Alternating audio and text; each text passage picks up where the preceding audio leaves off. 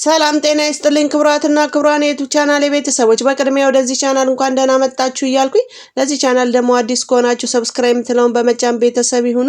እንዲሁም ዘወትር የምለቃቸው ቪዲዮዎች ቶሎ ወደ እናንተ እንዲደርስ የደወል ምልክቷን መጫን አይዘንጉ። አብራችሁን ቆዩ። ሰላም ለኪን ዘንሰግን ለኪ ማርያም እመነን አስተበቋቂ ማሮይና አዊተ ማይጸነብኪ በእንታና እምኪ ወያቄ ማውኪ ማይበረነውም ድንግል ባርኪ ጸሎተ እግዝእትነ ማርያም ድንግል ወላዲተ አምላክ ተአብዮ ነፍሴ ለእግዚአብሔር ወተትሐሰይ መንፈስ። እግዚአብሔርን አድነኝ ከምንለው የተሳለ ሰይፍ የተወረወረ ጦር ይዞ ከሚንደረደርብን ጠላት ሳይሆን ከደነደነው ልብ ያድነኝ ብለን ልንለምነው ይገባል። እንደ ልብ መደንደን ያለ ክፉ መከራ በምድር ላይ የለም። ልብ ሲደነድን እዝነት የለ፣ ራስን ማየት የለ፣ መጸጸት የለ፣ ኃጢአትን እንደ ትክክል እየቆጠሩ ነውርን እንደ ክብር እየቆጠሩ መኖር ይጀመራል። ለሰውም አናዝንም፣ ስተትም አይታየንም፣ ኃጢአትም እየቀለለብን ይሄዳል። ጽድቅም አይመስጠንም፣ ቁም ነገርም አይሰጠንም። ያ የሚመጣው ልብ ሲደነድን ነው። መጾም ለሞት መድኃኒት ነው። መብላት እግዚአብሔር ያሳያችሁ፣ ክርስቶስ ያመልክታችሁ። ክርስቶስ በሚመላክባት አገር ሰው ነው ክርስቲያኑ ቁጭ ብሎ በጾሙ ስጋ ወጥ የሚበላ ማለት ነው። በጾሙ ስጋ ቤት የሚገኘው ሞልቶት የሚገኝ ክርስቲያኑ ነው። እየበላን እንጥፋ እንዳህያ እየበላን እኮ ነው የጠፋው።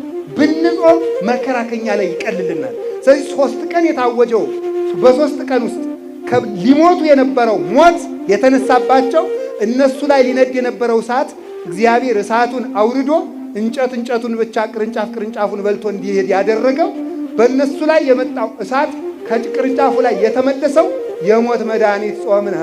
እስኪ በሉ የሞት መድኃኒት ምንድን ነው? አምና ባይሳካ ዘንድሮም ጣር፣ አምናም ባይሳካ ዘንድሮም ጣር፣ ዘንድሮም ባይሳካ ከርሞም ጣር። ለሕይወት 38 ዓመት ይለፋለታል። ተስፋ ደግሞ አለመቁረጥ ነው። ሰው ከ38 ዓመትም በኋላ ይሄ ፈውስ የሚባለው ስለ መንፈሳዊ ፈውስ ነው እየነገረን ያለ እንጂ የሰውየውን ጤንነት አይደለም እያወጋን ያለ። የሱ በሽታ ለመንፈሳዊ ጤንነታችን ምሳሌ ሆኖ የቀረበ ነው። 7 ዓመት ጣርኩኝ አንድ ኃጢአት ግን ሊለቀኝ አልቻለም አትበል ነው። 38 ዓመትም 40 ዓመትም 50 ዓመትም ሊያደክም ይችላል ራስህን ለማሸነፍ።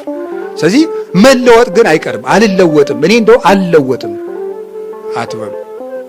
ዓለም ከቅዱስ ጳውሎስ ገንዘብ የላትም።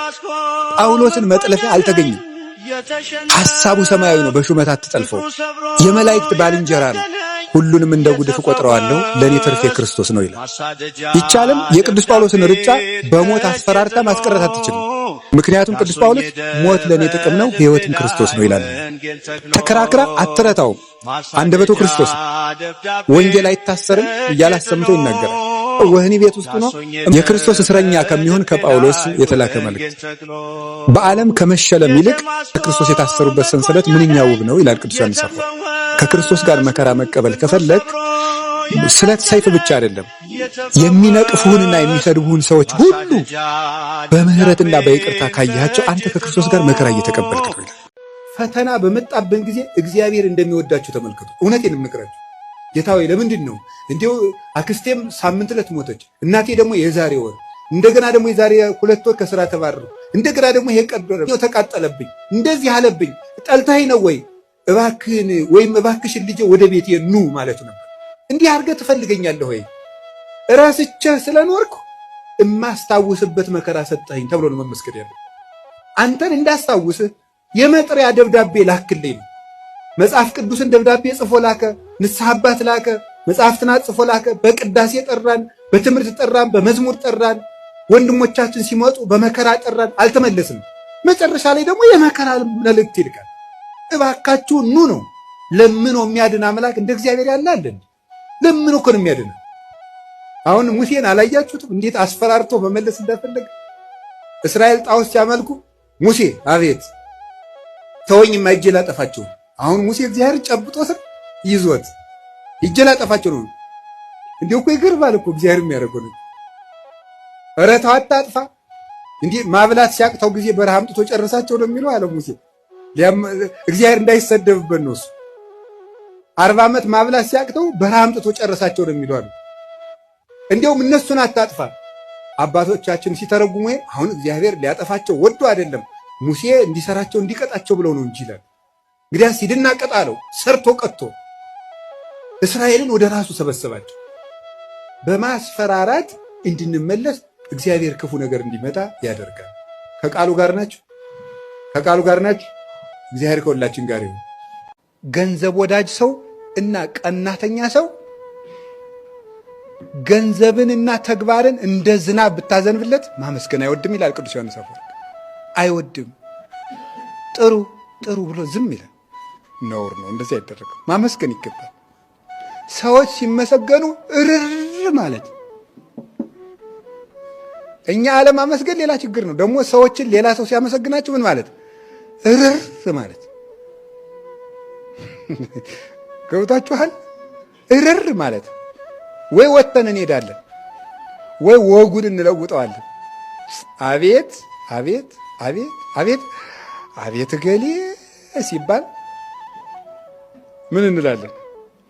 አዎ ምናምን የሚገርም ነገር ሰሞኑን መብራት ኃይል መብራት እንዲህ አድርጎ ብሎ ወጉን መቀየር ማበላሸት ማለት ነው። የሰውየው ሰው ድብን ስለምንል እኮ ነው።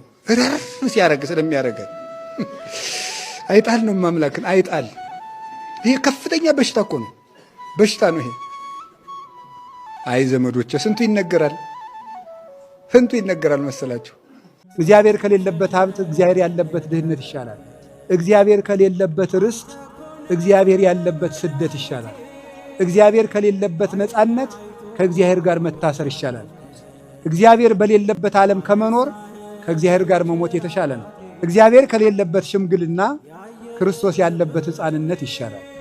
እግዚአብሔር ከሌለበት ሊቅነት እግዚአብሔር ያለበት የዋህነት ይሻላል፣ ቅንነት ይሻላል። ቤተ ክርስቲያን የመሄድ የመጀመሪያው መስፈርት ምን እንደሆነ ታውቃላችሁ? ምህረት ማድረግ ነው። ምህረት ማድረግ ነው።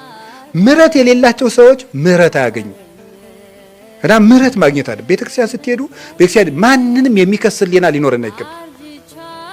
ማንንም ቢሆን ሌላው ቀርቶ እናንተ የምታውቁትን ቀለም የሚያጣምም ቄስ እንኳን ቢኖር በሱ እንኳን የመሳቅ ስልጣን የለን ነው። አንተ ሰው ይላል ቅዱስ ዮሐንስ አፈወርቅ ገብቶ እኮ የሚጸልየው ለአንተ ኃጢአት ነው ይላል። ባያውቀውስ ቀለሙን ለአንተ ኃጢአት እየጸለየ አንተ ትስቅበታለህ ይላል። መቼስ ፍረድበት አይል። ቢያወላግደው ምን ይለው ማሮሙ ነው የሚል ማራቸው ነው የሚል ፍረድባቸው አይል። ለማንም ሰው ምሕረት ማድረግ አለብን። ለቄሱ፣ ለጳጳሱ፣ ለሌላው ማለት ምናልባት እንደው እኮ አይደረስ። አሁን አንድ ቀን እንደው ይሄን የሚያህል ሲጎርስ ያያችሁት ዲያቆን ወንድሞቻችን ከስስት ተጠንቀቁ ብሎ ሲያነብብ ሰሙት መልእክት ማለት ነው።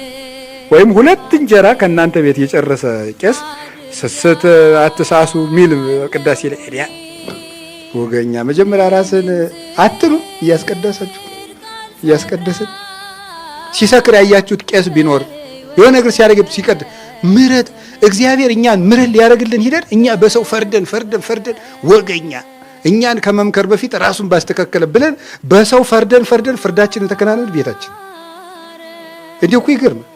ሁሉም ሰው የኔ ዘር ታላቅ ነው ይላል። የማን ዘር ነው እንግዲያ ትንሽ? እንዲሁ እኮ ግሩም ነው። ሁሉም ሰው የኔ ዘር ትልቅ ነው። ሁሉንም ሰው ስሙት ማለት እኛ ኢትዮጵያውያን ደግሞ ስትሄዱ እኛ ሶማሊያውያን፣ ቀጥል እኛ ናይጄሪያውያን፣ ቀጥል እኛ ሞሮኮውያን፣ ሁሉም ማለት ነው። እኛ እንደዚህ እኛ እንደዚህ እንዲህ ያለውን ኩራት ነው መተው። ልናገር አንድ ቃል አይከፋችሁም? የሚፈርስ የሚበሰብስ የባሰም ልናገር ነው። የሚተላ የባሰም ልናገር የሚሸት የሰው ልጅ ምን ያኮራዋል ይላል ሲራክ ነው ያለ። በሶስተኛው ቀን ቀብረው ሲመለሱ የምትለወጥ አይደለህም እንዴ ይላል። ምን ያኮራል? ቁም ነገር አይደለም ኩራታችን። ዕውቀቱን ስንኮራበት ምን ትፍከ ዘይነሳይከም ካልከ ተምረህ እኮ ነው። የበላይ መምህር እኮ አለብህ፣ አስተምሮሃል እኮ። እንዲያውም ቅዱስ ባስልዮስ እንኳን ዘቂሳርያማ ሲናገር ምንም ሊቅ ብትሆን የፊደሉ መምህር ይበልጣል። ፊደል አስተምሮሃል። ፊደልን ያላወቅበት ጊዜ ነበር። ስለዚህ የፊደል መምህር ይበልጣል። ምን ያመጻድቃል? ብትማር ዕውቀቱ ተጭኖብህ፣ ሰው እንደ ሜሞሪ እኮ ነው። መምህር ጭኖብህ ነው ያወቅከው። መልከኛ ብትሆን መልክህን አፍንጫህን አልሰራው እግዚአብሔር ነው የሰራ እንጂ ምን ያኮራል? ሀገር ቢኖርህ ሀገር የሰጠህ እግዚአብሔር ነው ሊመሰገን የሚገባው። ኃይል ቢኖርህ ኃይል የሰጠህ እግዚአብሔር ነው የሚመሰገነው። ብትሰጥ እግዚአብሔር የሰጠህን ነው። ብትናገር እግዚአብሔር ያናገረህን ነው። ምን ቁም ነገር አለው የሰው ልጅ? እኛ እንዲህ ያልን እየኮራን ነው መኖር ያቃተን፣ ከሰው ጋር መኖር ያቃተን። እመኑ፣ ሃይማኖት ይኑራችሁ። አሁን ለዚህ ነው ኦርቶዶክስ ተዋሕዶ ቤተክርስቲያንን የሚነቅፉ ከኛ ቤተክርስቲያን ውጭ የሆኑ አንዳንድ ሰዎች ምን ይላሉ? ኦርቶዶክስ ተዋሕዶ ቤተክርስቲያን ሕፃናትን ለምን ታጠምቃቸዋለች? መጀመሪያ እምነት መቅደም አለበት ይላል። ለመሆኑ የሕፃንን ያህል የሚያምን ሰው አለ? በፍጹም የለም። ሕፃን ምንም ጥርጥር የሌለበት አማኝ ሕፃን ነው። ጥርጥር የሌለበት ሃይማኖት ከሌላችሁ መንግሥተ ሰማያት አትገቡም። ማር ይስሐቅ የሚለው ሳለ ከቅናት ካለበት ሰው ጋር ወግ አታውጋ ይላል። ለምን?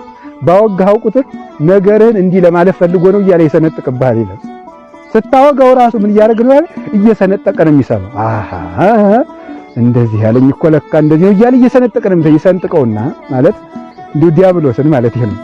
ሰውየውን እንኳን አይደል እና ለሚቀናብህ ሰው እንደዚህ ያለ አታውረው። ወጉን ራሱ ብዙ ትርጉም ነው የሚሰጠው። አንድ ሰውየው አወጋው አንድ ነገር ነው ሳለ አዎ በዚህ ሊነካኝ አስቦ ነው አሁን ደግሞ እንዲህ ሊለኝ ነው እያለ ነው የሚሰማ። እንዲሁ ይህን ጓዝ ተው። እግዚአብሔር እኮ ባለጸጋ ነው፣ ለሁላችን ይበቃል። መድኃኒቱ ጌታዬ ወንድምን መቅኘት አያስከብርም። የሚያስከብረው ክብር ወደ ሰጠው ወደ እግዚአብሔር ፊትን ማዞር። ክብርን ቀንተው አያገኙትም። ክብርን የሚያገኙት ምን ብለው ነው? ወደ እግዚአብሔር ምንድን ከቃሉ ጋር ናቸው፣ ከቃሉ ጋር ናቸው። እግዚአብሔር ከሁላችን ጋር ይሁን። ስለዚህ ይሄንን ነው ጓዙን አውጥተን እንጣል በሉ እንጂ በሉ ሁላችሁም። ዘፈን አንድ ጓዝ ነው። ከቤተ ክህነት መውጣት አለበት። ዲያቆኑ እስክስታ መውረድ፣ ሻሽን ጠምጥመ ቄስ እስክስታ መውረድ። አሁን የጓዝ መቼ ነው የሚወጣ? ይህ ክስታ እየወረድክ ነው ቤተክርስቲያኒቱ ሰላም የምታገኝ? እንዴት ነው አብረው ይሄዳሉ? ዘፈን እኮ ያጋንንት ነው። ዘፈንም መዝሙርም ሳይሳካ መዝሙር ሲሳካ ዘፈን ወዴት ነው የሚሄደው? ይሄ ሁሉ ጓዝ መውጣት አለበት። እኔ እነ ገሌዘር የነ ደጃዝማች ገሌዘር አያቴ ቄስ ነበሩ። አያትሽ ነው ቄስ እንጂ አንቺ ቄስ አይደለሽም። እኔ አያቴ ቄስ ነበሩ፣ አጎቴ የመርጌታ ናቸው። ምንም ቁም ነገር የለው። አንተ ምንድነህ ነው ቁም ነገሩ? እንደነ አያቴ ግብረ ሰላም ሲያበሉ ግሩም ነበር። አንተ ግን እየሰረክ ትበላለህ። እኛ ጎንደሮች ፈትፍተን የምናበለ የድሮዎቹ ይፈተፍቱ ነበር። አንተ የሰው አንገት ልትፈተፍት ነው። አናውቃችሁም? በየመንደሩ ሞባይል አንገት እያላችሁ እየቀማችሁ ይሄንን ነው ተመልከቱ። በቀድሞ መኩራተተን በራሳችን ይሄን መመጻደቃችን መተው አለብን። እኔ ምንድነኝ? እስኪ እኔ ምንድነኝ በሉ ንገሩኝ እንጂ እኔ ምንድነኝ ማለት የሚገባው ይሄ ነው ማለት ነው። አንዱ ባንዱ ቅዱሳን አባቶቻችን የራሳቸው ክብር አይታያቸውም፣ የሌላው ክብር ነው የሚታያቸው። በምድር ላይ እኔ የምቀናበት ሰው ምን አይነት ሰው እንደሆነ ልንገራችሁ። ሰው የሚወድ ሰው። ሊቅ አያስቀናኝም። ለምንድን ነው አያስቀናኝ? እውቀት ምንም ጥቅም የለው። ዋናው ልብን ማንጻት ነው ጥቅሙ። የሚያስቀናው ሰው የሚወድ ሰው ነው። ሰው የሚወድ ሰው ግን በጣም ያስቀናል። ለዚያውም ደግሞ ዳዊት ይሏችኋል ምን አይነት ሰው ነው? ሰይፍ ይዞ የሚፈልገውን ሰውዬ የሚወድ ሰው። ይሄ በጣም ነው የሚገርመው። ሳውል እኮ ነው ሰይፍ ይዞ እየፈለገው። ቅዱስ ዳዊት በሸለቆ መካከል ተሸሽጎ ሳለ ትንሽ ፈለግ አረገና እንቅልፉን እንዲሁ ጠላት ሊፈልግ ዶ ሰው ይተኛል። እንደ የጅል ነገር እንዲሁ ነገሩ። ሳውል ጸድቆ እኔ እዚህ እመጻደቃለሁ። ሳውል እኮ ገነት ገብቷል በክርስቶስ ደም ማለት ነው። አሁን ገነት ነው ያለ ጻድቅ ነው። እና ተኛ። ቅዱስ ዳዊት ምን አደረገ? ሄደና ከጨርቁ ጫፍ ትንሽ ቁርጥ አድርጎ ይዞ ሄደ። እንግደለው አሉት። ተው፣ እግዚአብሔር በቀባው ላይ እጄን አላነሳም። እግዚአብሔር በቀባው እንዴት ያለ ነው! አሁን እናንተ ሊያርዳችሁ ሰይፍ ይዞ የመጣን ሰው ከነ ሰይፉ እንደተኛ ብታገኙ ታልፉታላችሁ? እንዲህ አላውቅም ጻድቅ የለም አይባልም። እንግዲህ እግዚአብሔር ሰው ሞልቶታል መቼስ በዘመንም በቤትም። እውነቴን ነው፣ ለመሳለቅ አይደለም። የሚያደርግ ይኖር ይሆናል፣ ግን ብቻ ግን ከባድ ነው። እናንተ ቀሏቸዋል። ከባድ ነው አይደል? አደርገዋለሁ ላለ ቀላል ነው ብሏል መተርጉም። እና ወአንሰ አቀውኩ ፍናወ እጹባተ ያለው ይሄንን ነው ተብሏል መዝሙር 16 ላይ። አቤቱ ጌታ እኔ ግን ጭንቅ መንገዶችን ጠበቅኩ አለ። ጭንቅ ያለው ምንድነው? ጠላትን በእጅ አግኝቶ ጥሎ መሄድ። ሰዎች አንተን መተው ሲያመሰግኑ አንተ ደግሞ በልብህ እግዚአብሔርን አመስግን። ሰዎች ያንተን ትልቅ ነገር ሲያዩ አንተ ደግሞ ውስጥህ ላይ የተደበቁ ኃጢአቶችን ተመልከት። እነዚያን ኃጢአቶችን ስትመለከት አንተ ራስህን የማመስገኛ እድል አይሰጡህም። ቅዱስ ዳዊት ስለዚህ ምን አለ? መዝሙር 50 ላይ ኃጢአቴ ሁል ጊዜ በፊቴ ነው አለ። ኃጢአቴ ሁል ጊዜ በፊቴ ነው አየዋለሁ ማለት ነው። ኃጢአቱን እያየ ክብር የሚሰማው ማን አለ? እነዚያ ሰው ፊት የማያቆሙ ውርደቶቹን እያየ ትልቅ ነኝ ብሎ የሚያስብ ማን አለ? ማንም አያስብም። ስለዚህ በእግዚአብሔር ፊት እንድንታይ ከፈለግን ሁልጊዜ ውስጣችን እግዚአብሔር የሚያቸውን እንደተሰጣ ስጦ ተገልጠው በሰው ፊት ደግሞ በልብስ የሸፈናቸውን ማንነቶቻችንን እያየን ዝቅ ማለት ይገባል። ለዛሬ ይዤላችሁ የቀረብኩ ቪዲዮ ይህን ይመስላል። በቀጣይ ቪዲዮ እስክንገናኝ ሁላችሁም በያላችሁበት የዓለም ዳርቻ በደህና ቆዩኝ። አመሰግናለሁ።